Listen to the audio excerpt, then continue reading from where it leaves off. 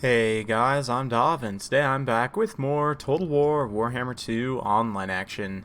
Today we're back with the Dwarves, Ungrim Iron Fist leading his throng of angry Karak Kadrin Dawi up against the Tomb Kings. So let's get to the army compositions. Of course, Ungrim leading the way. Looks like he's gone with a pretty heavy kit. He's got Deathblow, Foeseeker, Red Ruin, and the Axe of Dargo. Front line is Dwarf Warriors. We've got a couple Miners with blasting charges and a Rune Smith. A couple Thunderers, a couple Giant Slayers, 3 Giant Slayers actually, and the Dragonback Slayers. So a lot of money invested in Slayers, fittingly for Karak Kadrin, very thematic to the army here. We've also got a Flame Cannon, bit of a meme pick, so we'll see how it does. And yeah, that's pretty much it for the Dwarves. For the Tomb Kings, we've got Arkan the Black up on his flying chariot here. Looking very cool. He's got Purple Sun and Soul Blight, as well as the Tomb Blade for that sweet skeleton summon. Front line of Skeleton Warriors, couple of Tomb Scorpions, 3 Bow Shabti, one of which is the Chosen of the Gods, and looks like 2 Tomb Princes. Yep. And yeah, another Scorpion. So without further ado, we're going to get the battle rolling. Well, it's already sort of rolling. At least somebody's rolling, that's for sure. Man, look at those wheels. Anyway, Arkan going to be pulling up here. Looks like the Dawi Thunder is going to be trying to get shots. Can they shoot up and over this slope? It doesn't look like it, so they're going to be pushing forward a little bit there. And the Bow Shabti are already targeting the Flame Gun, which is a bit unfortunate. The Flame Cannon actually, I believe, has shorter range than the Bow Shabti, and it looks like they can fire up and over this slope, where it looks like the Flame Cannon cannot. So a bit unfortunate there. This is one of the reasons why the Flame Cannon is just not very good, is because its range is so tiny. You're almost always in range of enemy counter-artillery fire by the time you get into range, but does get a shot into some Skeleton Warriors, so, you know, it got a couple kills there before the artillery pieces start getting blown up. Meanwhile, Arkan the Black pushing forward here, taking some Dawi Thunder fire, but the Hill's screening out quite a few of those shots there. He's going to charge through. The Giant Slayers are on station, but Arkan going to very wisely, I should say, use the Tomb Blade here in just a moment. Meanwhile, on the front line, blasting charge is going off. The Tomb Scorpion coming in. Tomb Scorpion will do a lot of damage. Obviously, the Skeleton Warriors are just meant here to soak hits and eat blasting charges to the face, which is exactly what they're doing. Meanwhile, over on the side, the 2 Tomb Princes, a little bit of a dangerous situation here. They did manage to get onto the Thunderers, but they are currently surrounded by Giant Slayers. They've got Ungrim on their tail, the Dragonback Slayers as well, so they're going to have to pull away from that engagement. You can see here, though, these Giant Slayers taking a lot of damage from what is essentially a free unit of Skeleton Warriors, so this is some great value from Arkan, using that Chaos Tomb Blade there to take out the Slayers. You can see more Slayers making their way forward, and the last of the Flame Cannons being blown up by the Bow Shabti there, so, hey, at the very least they soaked up some ammo, right? Meanwhile, Arkan the Black using his weird shield ability over here. Looks like Soul Blight also going down on the Dawi troops there, sundering their armor, so that the Skeleton Warriors will be able to do a little bit more damage. Certainly with a My Will Be Done from Arkan as well. The Tomb Scorpion doing some good damage as well. The Tomb King's not doing so well in these other pockets, though, and you can see Ungrim with his axe out, going after these Tomb Princes here. This is not going to be good for the Tomb Princes. Every hit they take from Ungrim is going to be absolutely nasty. But looks like they are able to get screened out there by their own troops. Samadhu Shabti in the back line going after those Thunderers. But there's plenty of Giant Slayers on station, so, you know, the Slayer Oath definitely going to prove beneficial, although it looks like they're actually going after some Skeleton Warriors over here rather than those Ushabtis, so that's a bit of a grudging there. But with those Skeleton Warriors gone, they'll be pushing through. Meanwhile, over here, a nice terror route from that Tomb Scorpion. A lot of these Dawi troops, unfortunately, not immune to psychology. The Slayers in other pockets. You can see a few Slayers trying to push through to the back line to get to the Ushabti Great Bows and at least push them off so they can't keep shooting, which is a good idea. Ungrim taking a lot of damage from those shots. It's going to be coming in here to try and finish off these Samadhu Shabti. And looks like I thought maybe he felled one there, but not quite. Come on, Ungrim, you can do it. He'll be able to finish him off, especially with the degrading there. But speaking of degrading, Arkan the Black came in, took a ton of damage from Giant Slayers, and now is actually crumbling, gets taken down by the Dawi Thunderers. So the leadership less Tomb Kings. Not looking great, although they are ahead on the balance of power pretty significantly due to the fact that a lot of the Dowie range units have been shut down. Thunder is offline, and these Ushabti Great Bows all still have quite a bit of ammo. That being said, they are being chased by angry dudes with beards, so yeah, we'll grab a load of this as these giant statues just run from... Oh man, that is pretty terrifying. Man, the red and gold, though, I have to say, looks really good on these guys. I've always liked that color scheme. But yeah, the Dragonback Slayers, one hit here will be able to slow down this unit of Ushabti Great Bows. So now they're down to 35 speed. They will be able to be dragged down by those Dragonback Slayers there. The other ones, let's see here. Regularly 40 on the Giant Slayers, 54. So the Ushabti can outrun them, although they're not a whole lot faster, so you'd have to be right on top of your micro. But the leadership for the Ushabti is just not there at this point. You can see some regrouped Dowie forces kind of forming up here. Balance power still not looking great, as there are still these two Tomb Scorpions online, although with the Giant Slayers being around, the Tomb Scorpions are going to have a hard time finding a home, because it's mostly just Slayers left at this point. Meanwhile, over here, this unit of Giant Slayers did manage to catch the Chosen of the Gods, who are currently crumbling, drag down a couple of the unit models there, and are continuing to fulfill their Slayer Oath, you know, axes out and all that jazz. And, man, look at that, like, arm guard on that dude with the, what is that, like some teeth or something? Awesome. But, yeah, Slayers chasing all across the board while the rest of the Dowie pocket forms up here with Ungrim and the Runesmith. There is a few Thunderers left there as well that have regrouped, so, yeah, it looks like the Scorpion's going to try and screen out the Chosen of the Gods here. Unfortunately, there's just so many Slayers left that it's going to be rough. But potentially just through sheer shock damage, cycle charging with the Chariots and with the Tomb Scorpions, they might be able to finish off some of these Slayers. But you can see the said Tomb Scorpion here. It's definitely one of the main reasons why the Tomb Kings are so far ahead in terms of the balance of power, and why they haven't just started crumbling en masse.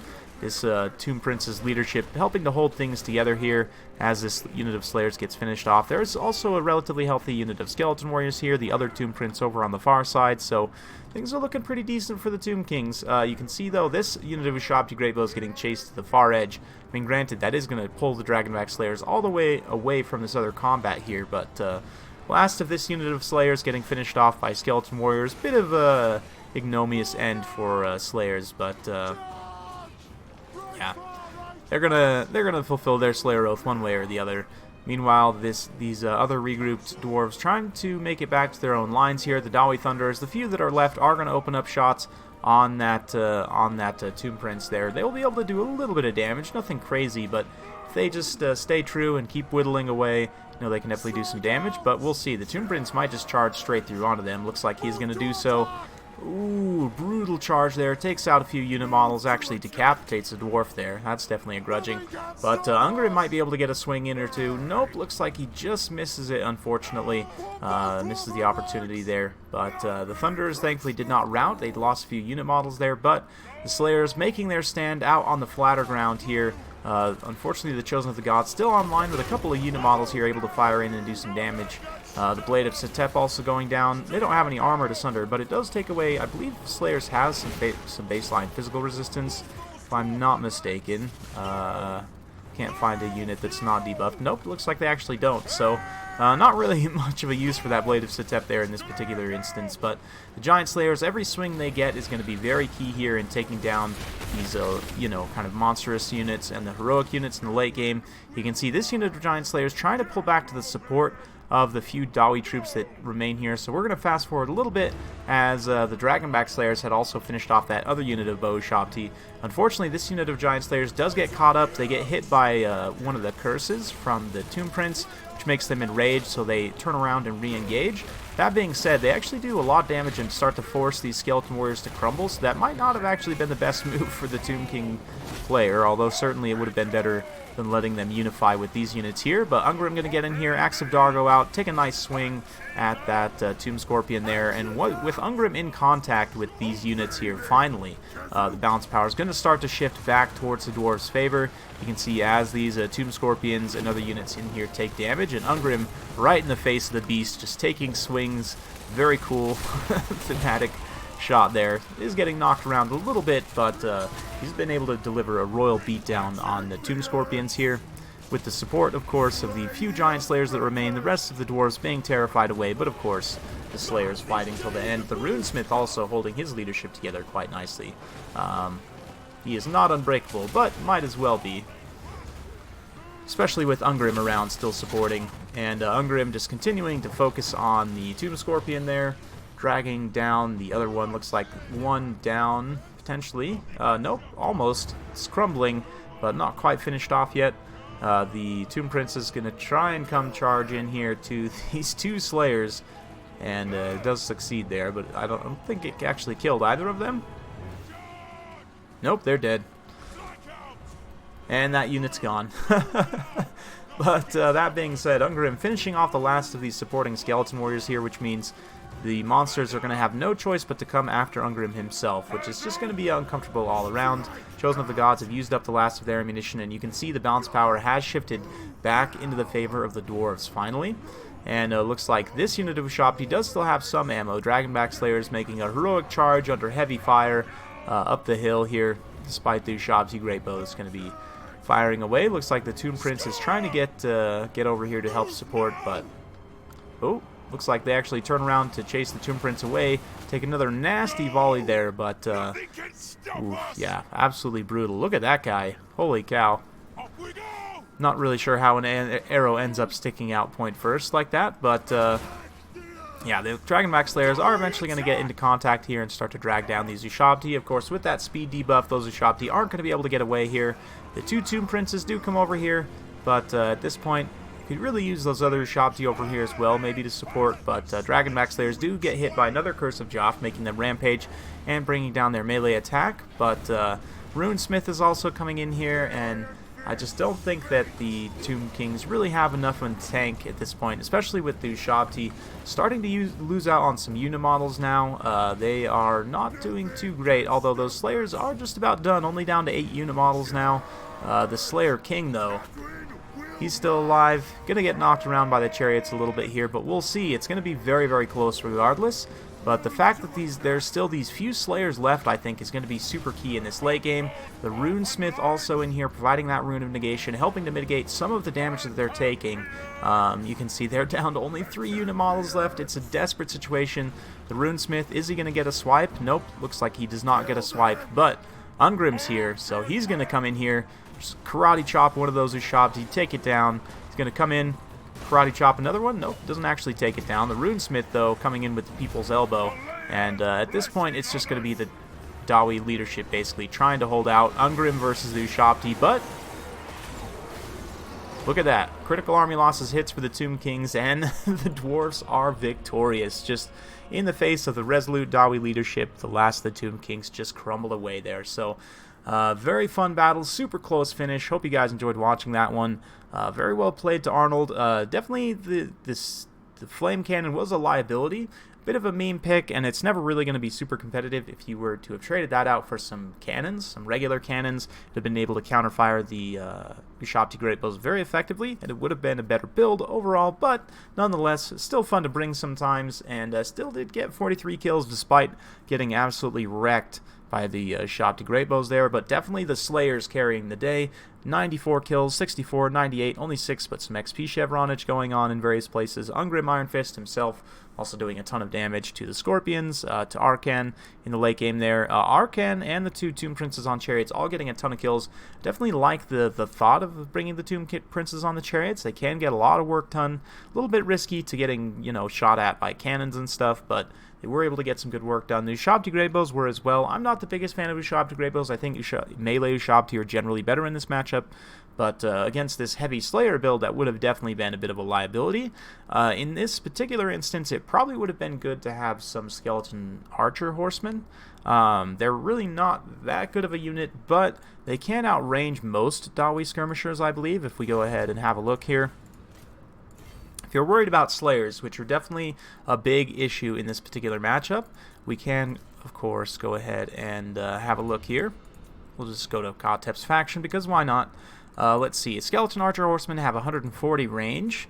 Dawi Infantry Skirmishers have 160. Okay, so they do not outrange the crossbow units or the Thunderers, so you would still have to get potentially in range of your opponent's skirmishers, but you can, you know, fire at the Slayers with the bows, and because they don't have any armor, they do have a missile block chance, but no armor. You'll be able to get some good damage done with ranged units, and it can be a bit of a surprise pick if you go with like a heavy vanguard. Maybe you follow up with some chariots as well, like some traditional chariots. So let's just say for funsies, if we're going to go with Arcan, I guess we need to take this faction here. Arcan the Black, definitely a good choice. We're going to go ahead and take... you know, Purple Sun seems like a fun idea, but we're going to just stick with Soul Blight and the Tomb Blade. We don't really need the Staff of Nagash either, just because we only have the one spell. And then we're going to bring a few Skeleton Archer Horsemen. We're also going to bring some chariots, some traditional chariots. The Skeleton Warrior line, definitely pretty solid, nothing wrong there. I personally really like Carrion for bogging down ranged units, so I'm going to grab a couple of Carrion as well. Let's see, what else did he have? He had the 2 Tomb Princes and the Ushabti, and of course the 2 Tomb Scorpions. But yeah, rather than taking the bow Ushabti, I'm going to take some melee Ushabti. So let's see, let's actually trade out one of these Skeleton Archer Horsemen for another melee Ushabti, and that's going to allow us to get a 6th Skeleton Warrior, just for plenty of meat in the front line, or bones rather, I guess. But anyway, something like this I think might be slightly more effective. Let me know your guys' thoughts in the comments down below, though. Hope you guys enjoyed watching. If you do like this sort of content, be sure to like, subscribe, hit that bell notification button, so every time I upload a new video, you'll be notified. Thanks again for watching. We'll see you next time.